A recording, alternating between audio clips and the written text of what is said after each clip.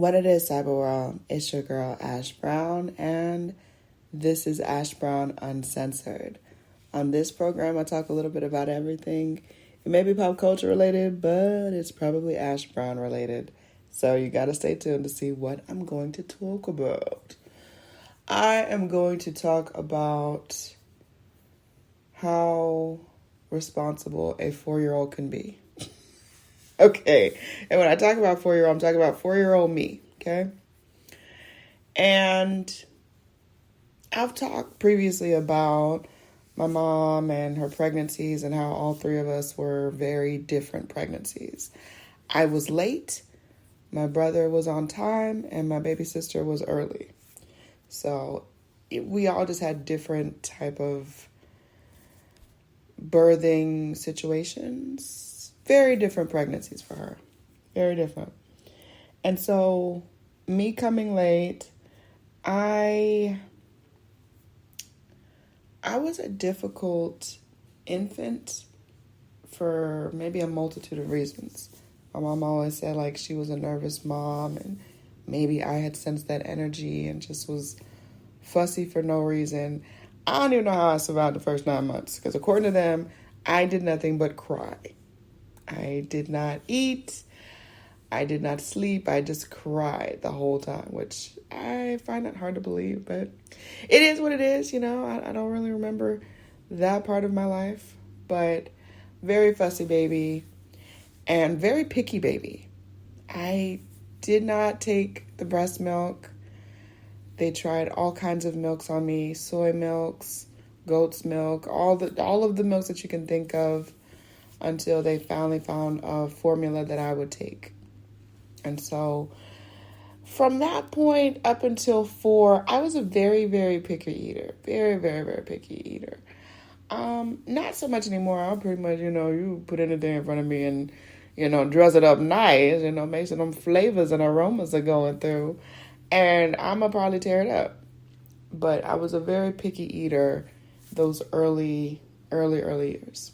And so when my brother came along, he is the complete polar opposite of me. As far as being a baby, he was a quiet baby.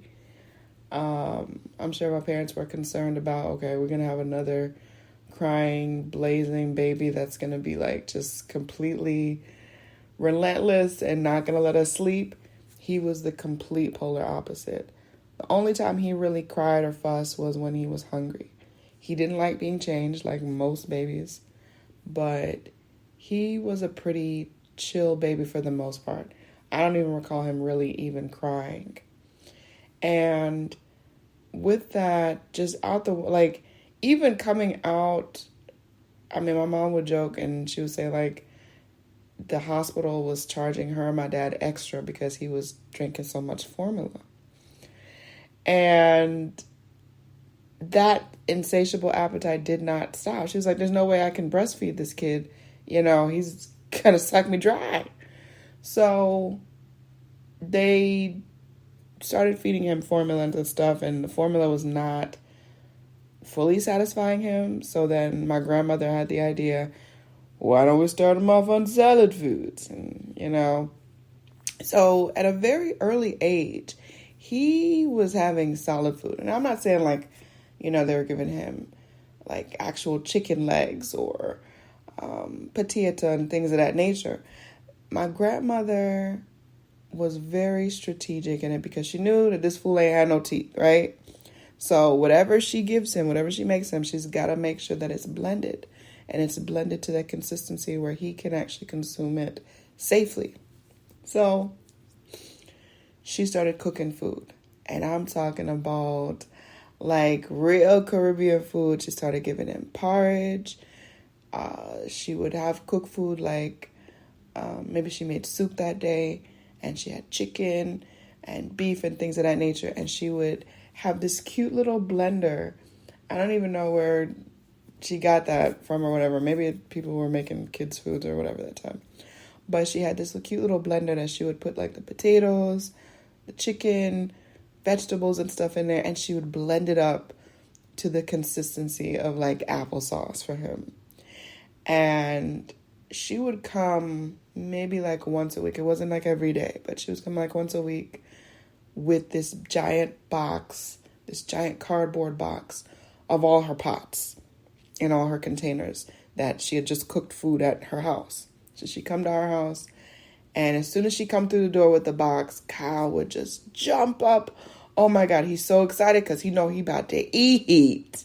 And not only is he about to eat, he's about to eat great. So he would jump up. He's so excited. And he would follow her to the kitchen. And immediately he would start fussing because he want the food now. He want to eat right here, right now. He want that food cooked. We want it set up. And she would be like, just kind of calmly telling him, Kyle, you have to calm down. You know, grandma has to, you know, she's got to prepare your food for you. She's got to, you know, because at that point, the food wasn't blended. And she wanted him to have freshly blended food. And so she would take out the container, she'd take out the blender, she'd take out the food, and he's fussing, he's crying, tears, you guys, streaming down his face. You would have thought that the kid was being tortured, okay? And she would take out the food and she would, you know, put it in the little portions or whatever, put it in the little blender, and then she would blend it. And even as she's blending, he's jumping, he's fussing, he's crying. And she's blending it up. She's like, Kyle, hold on, you know, just chill. You know, I'm going to get this set up for you. And so as soon as she's finished blending it and stuff, he's fussing because he wants his food. He wants his fix. And so she would, you know, pull it off the blender and stuff, and he's fussing. And she's like, Kyle, just calm down. And then put him in his high chair. And he is still fussing, okay, because he wants his food now. And she's like, Kyle, just hold on. It's very hot. And he don't care. He wants his food. And then she said, okay, all right. So she'll get like a little spoon of it and she'll blow on it and try to cool it before she give it to him because it's very hot still. Like this food is fresh off of her stove, okay? So the pots and everything is hot. And she'll blow on it and try to cool it. And just to kind of simmer him down, she'll give him a mouthful of it. And he'll get it. And immediately it's because the food is hot still, right? And she's like, see, I told you that it was hot. You couldn't wait, and you wanted this food. So now you got it. It's hot. You see how hot it is? But when I tell you, that baby enjoyed some food. Okay? I kid you not. I remember that to a T as if it is happening in front of me right now. So keeping that in mind, this baby, because he wasn't even a year old. He may have cut like a tooth or two, maybe, but he wasn't a year old yet. And I was kind of given the task as far as like, because his poo, like I said, if he's eating solid food, y'all, that poo is coming out pretty solid. Like, honestly, Pampers should not even be supporting the amount of poo that he would have when he was done, right? So I was mommy's little helper.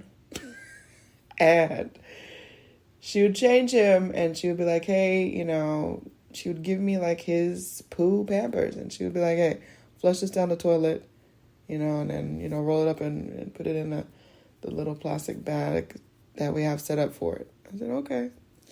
And so understand I'm a little girl. I'm a bit squeamish. I am not loving the idea of taking poo to a toilet to flush it. That is not my idea of a great time.